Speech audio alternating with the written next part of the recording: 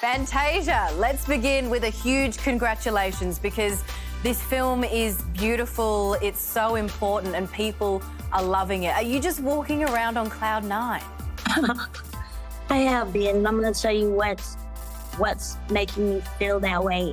We did something in Vegas, CinemaCon, and Miss Oprah goes down the line and she says to all of us, if you could use one word to describe the movie, what would you use? When she got to me, I said, healing. Because it healed through playing her role, I was healed. So I think that's what's got me on cloud nine, knowing that people are actually being blessed. And it's not just a woman thing, a Black thing, it's a world thing because people all over the world are going through situations and they can relate to someone in this movie.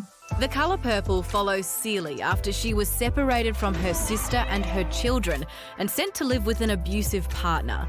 It's a role Fantasia knows well, having first played Celie on Broadway in 2007. Did you have any worries about going back to the character? Yeah, I told Scott no at first when he called. He's like, you gotta be my Celie. I know you're married or I know you're in a different place. And I was like, oh, Scott, I'm not sure. When I walked away from playing her on Broadway, I was either 22 or 23. My life at the time was a bit all over the place. So I felt like I was carrying my cross and her cross. And that wasn't easy. So I'm a singer. The acting role was new for me. I didn't know how to come out of the character. So I went home Celie. I woke up Celie.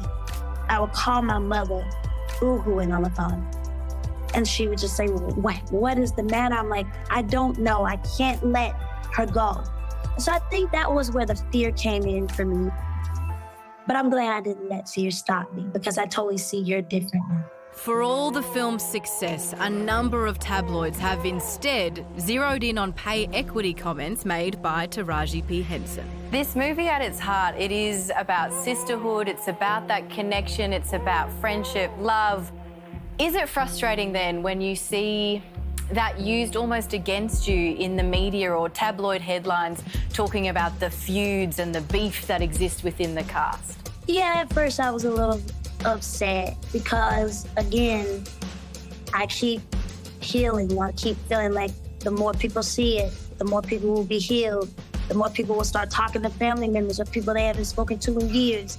And whenever you got something that powerful, I always look for something to try to come and stop that.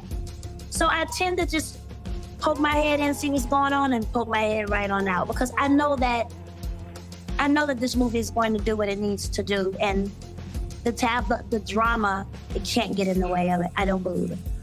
So absolutely no beef with Oprah?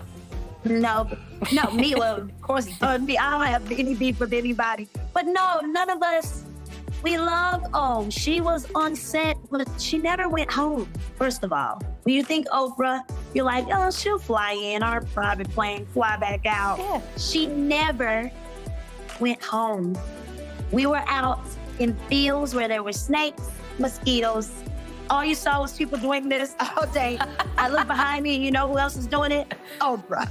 None of us can ever have beef with, that sounds so weird to even say beef with Oprah. Fantasia, I'm so excited for you and happy for you. Your first feature film, what a first effort. And I'm someone who has loved you since American Idol. And if you would be so generous, it is going to be cheeky of me, but would you mind singing a couple of bars for me? I mean, for Australia, but mainly for me. Oh. Please. Oh, you put me on the spot. Summertime, and the living is easy, baby. Please don't you cry. Oh, that was so beautiful. I've got goosebumps. Oh, Fantasia, thank you so much. God bless you, babe. No one can say no to Georgie Tully, right? Well, The Colour Purple comes out in cinemas across the country on Thursday.